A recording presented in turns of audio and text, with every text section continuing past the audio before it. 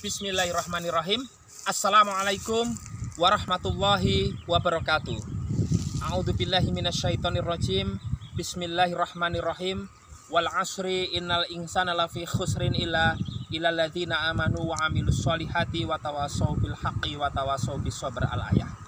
Pemirsa yang dirahmati Allah, saya Muhammad Lutfi Khairuddin pada kesempatan yang baik ini akan membahas tentang stratifikasi sosial, pelapisan sosial, hierarki sosial, perbedaan sosial dalam perspektif agama Islam. Sesungguhnya agama Islam ini diturunkan oleh Allah Subhanahu wa taala melalui risalah yang dibawa Nabi Muhammad SAW, itu memandang manusia, semua manusia itu pemirsa itu sama. Tidak ada yang di atas, tidak ada yang di bawah, dan semuanya dalam keadaan suci, dalam keadaan fitrah. Artinya, kalau kita melihat sejarah dulu di Indonesia, yang mayoritas penduduknya memeluk, mohon maaf, ketika masa kerajaan, misalnya kerajaan Majapahit, kemudian kerajaan Sriwijaya, kemudian kerajaan Pajajaran, misalnya pemirsa, itu mayoritas memeluk agama Hindu. Dan juga kita melihat, mungkin kalau di situ ada beberapa penggolongan-penggolongan manusia, ada kasta-kasta. Nah, dalam Islam tidak ada pemirsa. Artinya semua manusia itu sama di mata Allah Subhanahu wa taala. Artinya semua manusia ini memiliki potensi untuk menjadi baik dan menjadi buruk. Nah, tetapi di mata Allah pemirsa, manusia bisa tidak sama. Bisa ada yang di atas, bisa ada yang di bawah. Bisa ada yang mulia, bisa ada yang hina. Bisa ada yang baik, bisa ada yang tidak baik. Mulia di mata Allah itu, mohon maaf, mulia di mata manusia belum tentu dia mulia di mata Allah. Begitupun sebaliknya, hina di mata manusia belum tentu hina di mata Allah. Kadangkala justru bisa lebih mulia. Nah, terkait dengan stratifikasi sosial di dalam ilmu sosiologi pemirsa, ilmu sosial ya. Sosiologi itu ilmu yang mempelajari hubungan manusia dengan manusia. Bisa individu dengan individu, kemudian individu dengan kelompok maupun kelompok dengan kelompok, itu sosiologi. Kalau antropologi itu ilmu yang mempelajari manusia dengan kebudayaan, dengan culture, dengan cultural. Jadi itu antropologi. Kalau sosiologi mempelajari manusia dengan manusia. Kalau kita baca di negara barat, bapak sosiologi adalah Auguste Comte. Sedangkan kalau di Islam mungkin ada Ibnu Khaldun misalnya, tokoh sosiologi dan lain-lain. Nah, kita mengenal istilah pelapisan sosial, hierarki sosial. Manusia itu dalam kehidupan sosial ada kelompok atas yang disebut upper class, kelompok menengah, kemudian middle class, dan kemudian kelompok bawah yaitu lower class. Kalau digambarkan seperti piramida itu pemirsa, lancip ya. Atas itu paling sedikit tentunya, kemudian menengah, kemudian bawah. Nah, artinya itu tingkatan-tingkatan, ada yang atas, ada yang bawah dalam sosial. Mungkin kalau dalam perguruan tinggi, mohon maaf ya, karena saya setiap hari di kampus, itu ada juga pelapisan sosial di sana. Misalnya berdasarkan gelar, misalnya ada profesor misalnya, kemudian ada doktor S3, kemudian ada magister S2, kemudian juga ada sarjana atau S1. Kemudian dari sisi dosen misalnya ada jabatan akademik di sana pemirsa. Ada tenaga pengajar itu kalau baru, kemudian ada asisten ahli di atasnya. Kemudian ada lektor ya. Kemudian nanti ada lektor kepala. Nah, kalau saya boleh guyon, sebenarnya sebelum kepala harusnya ada lektor leher pemirsa. Terus kemudian lektor perut ya kalau ada. Kemudian baru guru besar. Itu stratifikasi sosial di dunia perguruan tinggi, di dunia kampus, di universitas, institut, di akademi maupun di poli ya. Politeknik kah, poli kesehatan misalnya, dan seterusnya. Nah, dalam perspektif agama Islam, Allah berfirman dalam surat Al-Mujadalah ayat 11, di situ dikatakan yarfa'illahu alladzina amanu minkum walladzina utul ilma darajat. Allah meninggikan derajat, tingkatan, hierarki di antara kita itu, yaitu siapa mereka? Amanu, orang yang beriman dan berilmu, yaitu beberapa derajat. Yarfa'illahu alladzina amanu minkum walladzina utul ilma, dan yang memiliki ilmu pengetahuan pemirsa. Tetapi dengan ketentuan dia beriman.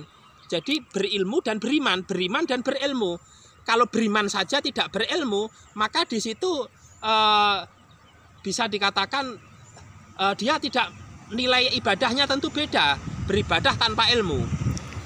Kemudian orang berilmu tapi tidak beriman, tentu dia mungkin pintar sekali, cerdas sekali, tapi ketika tidak didasari iman, tidak didasari nilai-nilai teologi, nilai-nilai ilahiyah, maka disitulah sesungguhnya dia tidak mengakui bahwa ilmunya itu sesungguhnya bukan dari dirinya sendiri, tapi dari Allah Subhanahu wa Ta'ala, Tuhan yang Maha Kuasa.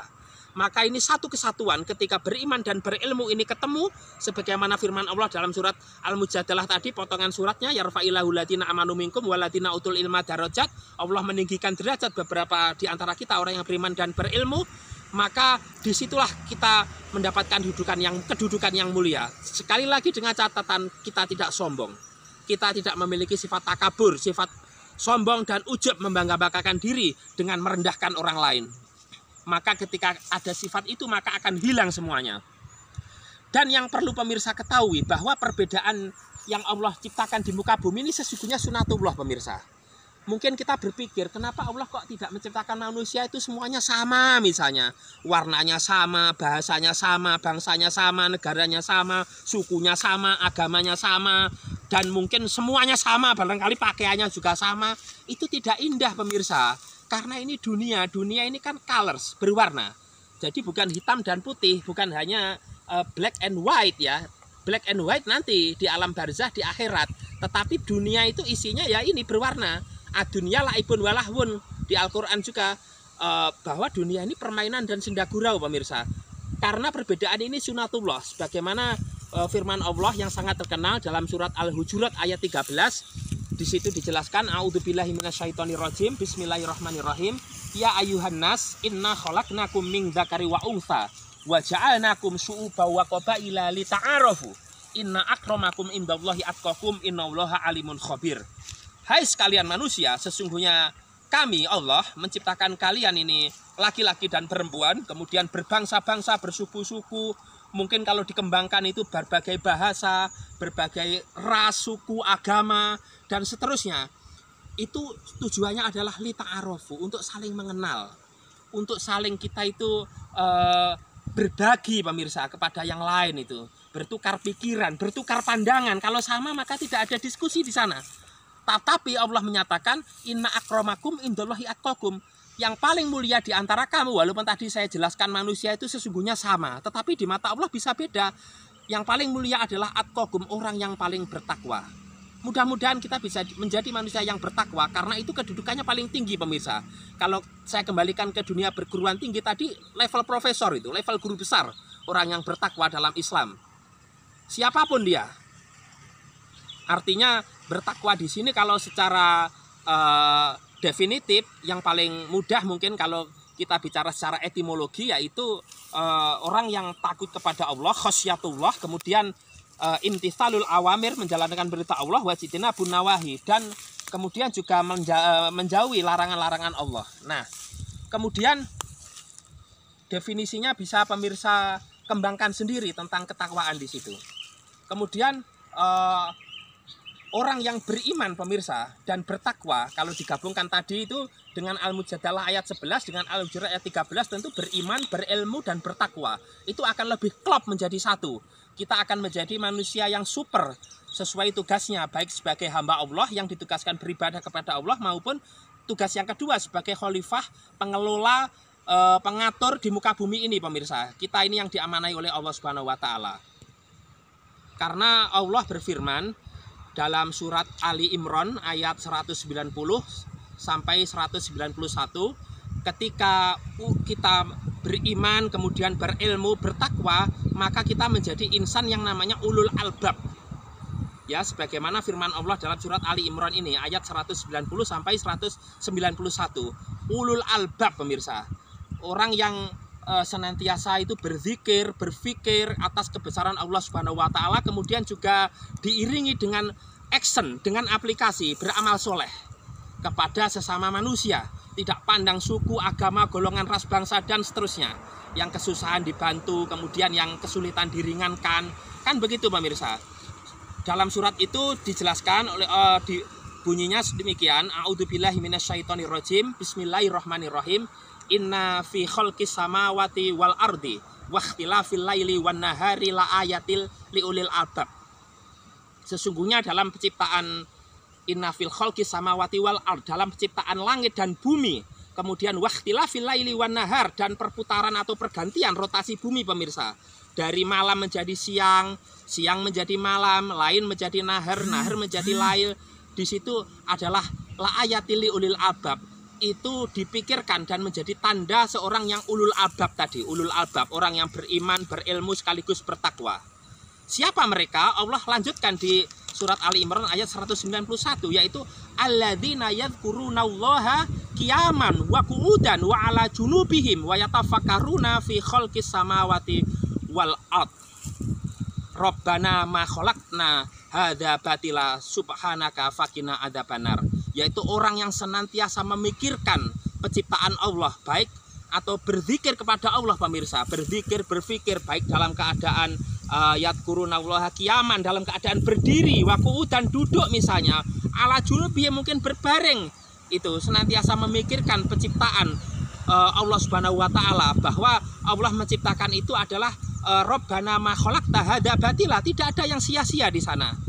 Maha suci Allah, ya kan? Subhanaka faqina adzabannar, mudah-mudahan dijauhkan dari siksa api neraka. Artinya bumi dan segala isinya ini pemirsa, kita itu dianjurkan dalam agama Islam untuk memikirkan ciptaan Allah ini.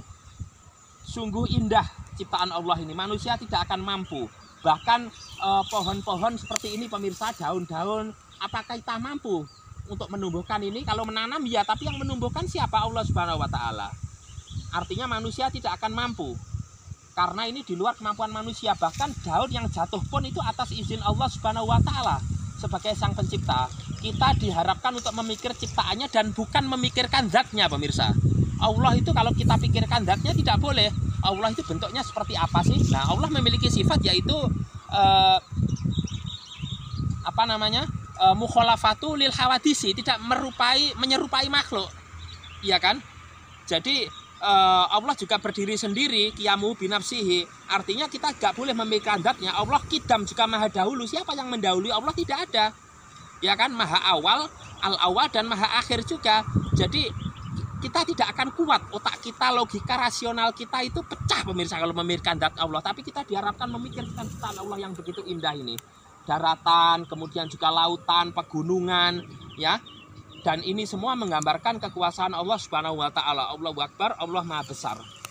Nah, makanya ketika kita menginginkan kedudukan yang tinggi pemirsa, mulia di mata Allah, maka hendaklah kita tadi itu beriman kepada Allah, kemudian berilmu pengetahuan, kemudian juga kita selain itu juga beriman, berilmu, dan bertakwa tentunya. Takut kepada Allah, jangan takut kepada manusia, takut kepada Allah.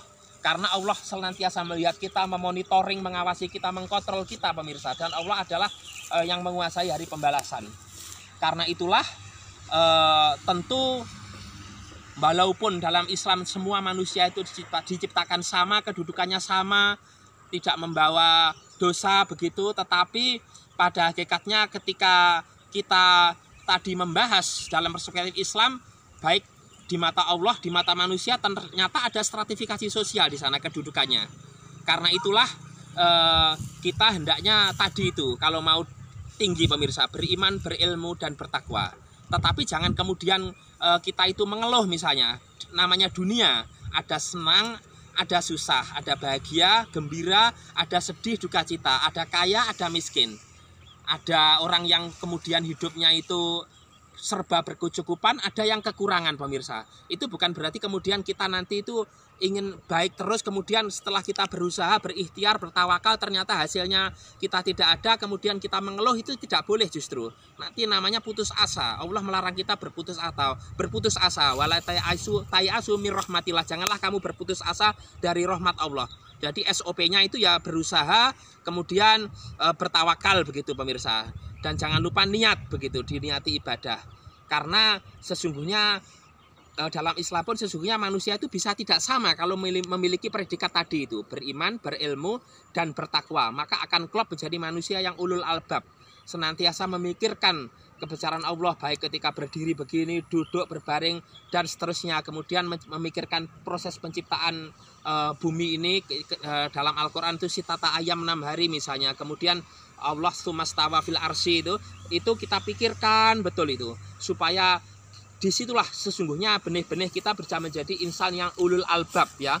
Ada ulul albab, kemudian ulil absor, ulil nuha, dan ulil ilmi tentunya. Jadi disitulah sesungguhnya yang mengangkat derajat kita di depan manusia. Dan hendaknya kita mulia di mata Allah pemirsa, bukan mulia di mata manusia.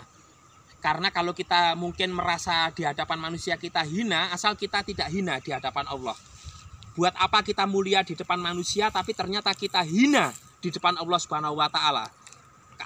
Apalagi kemudian naudzubillahi min dzalik, rezeki yang kita terima adalah istidraj misalnya, bukan merupakan suatu rahmat. Itu sangat berbahaya sekali.